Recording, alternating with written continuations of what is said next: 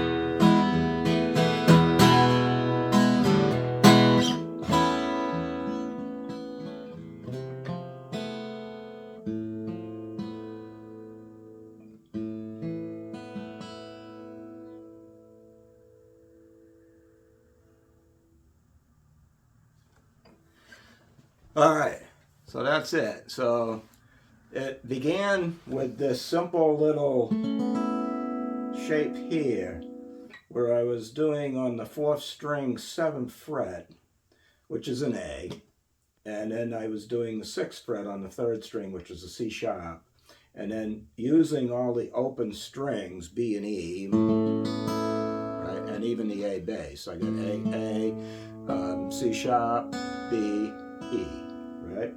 And then I took that idea and I brought it down to here. Now I really believe this is still an A, but it has an augmented fifth.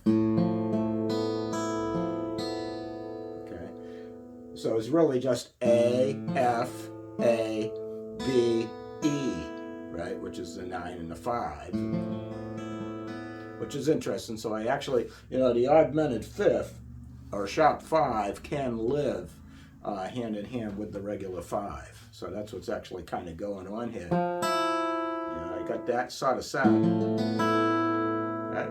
But it works great. It creates it as a tension, and that's what that chord is meant to be, right? And then I took it up, right? And okay, now this chord I borrowed from David Gilmour. Because if I did it like this, it would be very recognizable.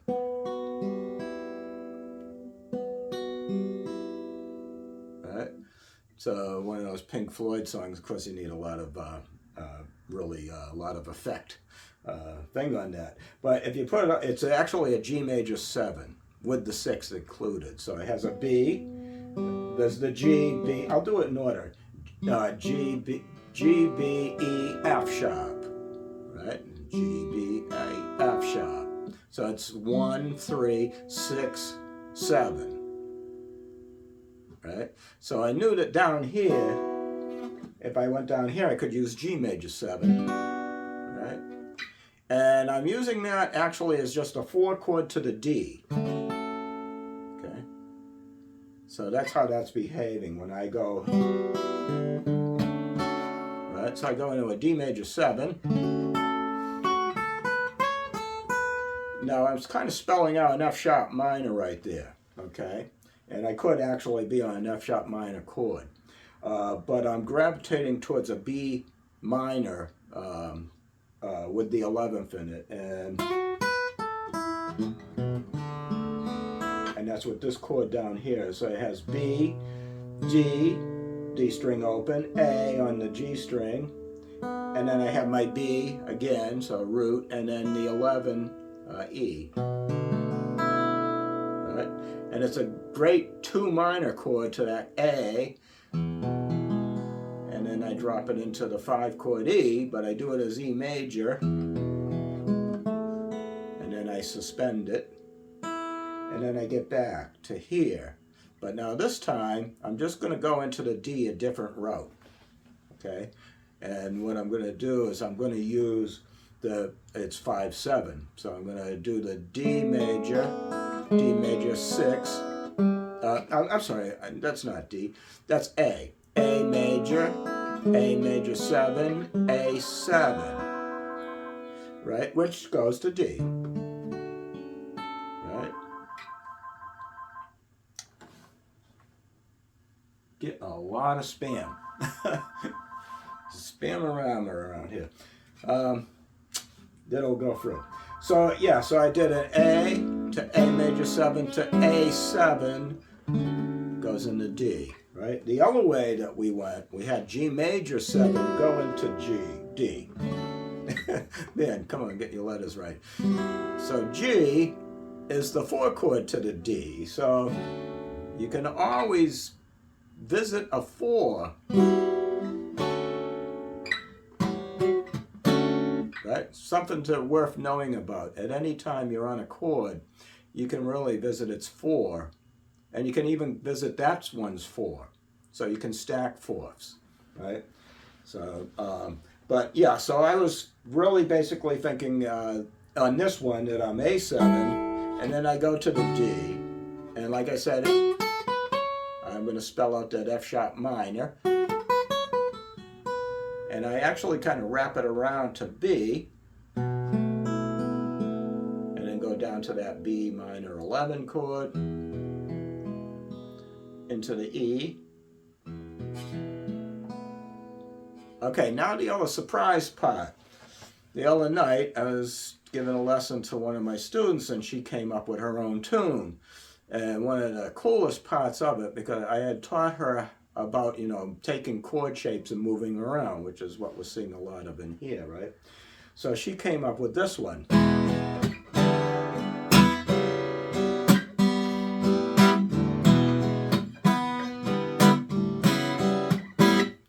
I just loved it. As soon as I heard it, I said, oh man, that is really, really nice stuff. And I was just, just playing all kinds of cool pentatonic stuff over it. It had a really good bluesy feel. But I could see that, man, I think I can fit this in here. So I'm going to raid her chord shapes. And I think it'll be okay because she actually has a full song that she wrote, and that's only a fragment from it. And I think next week we're going to record that. So you'll get to hear Lily Montero do a complete song, and she's got vocals and everything to add to it. So it's a pretty cool tune. So that's what this was, okay? And so that was that one other section that I would go to. And then there was finally my ending. And what I took was I did an A this way. And then I dropped that down into the F. And then I opened the C. So it's really just, once again, kind of back to that A augmented thing. And then I just resolved the F to E. And I keep this very vague. I'd like to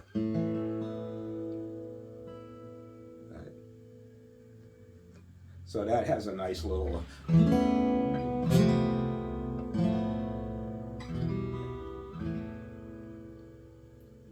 I did that wrong. Let's do it again.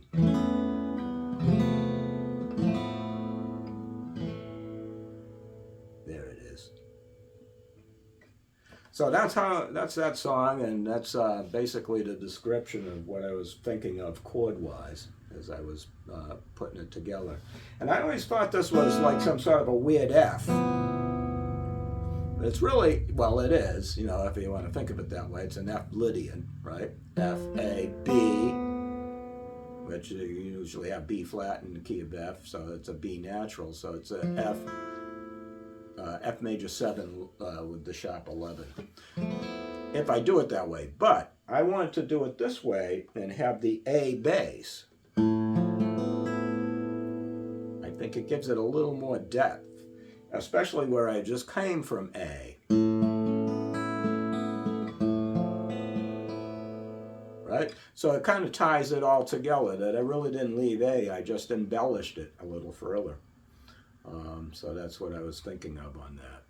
And it took me a while to actually realize that that was the harmony content that I was looking for. I was even trying at E, right?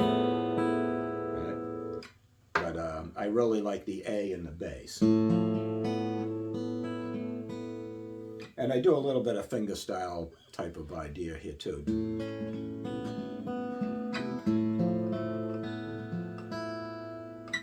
So, anyways, try it out for yourself. It's, I've had fun with it, and who knows, maybe I'll even find some more things to add to it.